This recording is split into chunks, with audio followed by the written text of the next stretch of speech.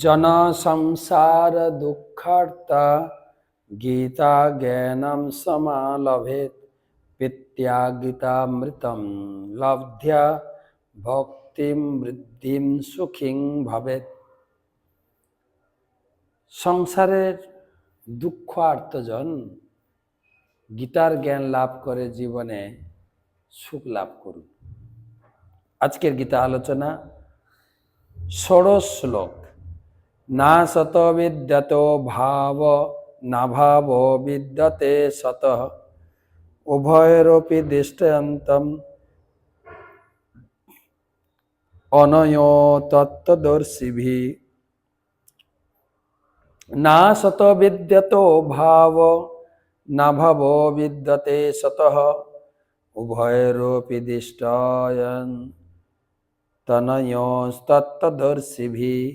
অনুবাদ: তত্ত্বদ্রষ্টাগণ সিদ্ধান্ত করেছেন যে অনিত্য জড় বস্তুর স্থায়িত্ব নেই, নিত্য বস্তুর কখনো বিনাশ হয় না।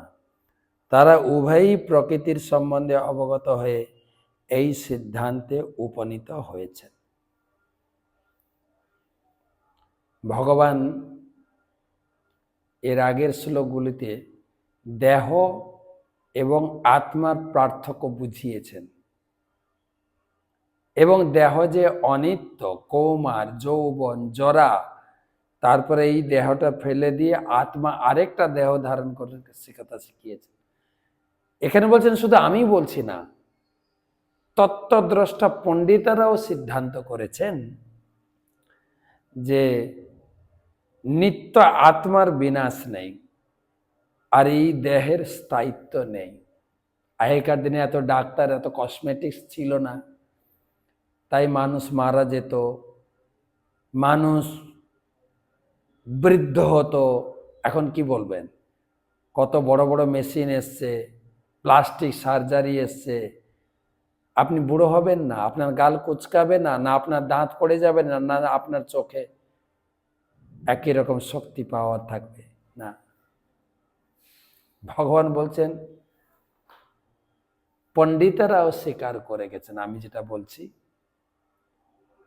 দেহ অনিত্য, একে ধরে রাখতে পারবে না।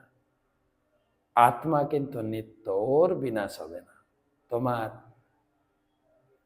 পিতামহ ভীষ্মদেব, গুরুজন, দ্রোণাচার্য কেউ থাকবে না। তুমি মারো বা না মারো, তারা একদিন দেহত্যাগ করবে।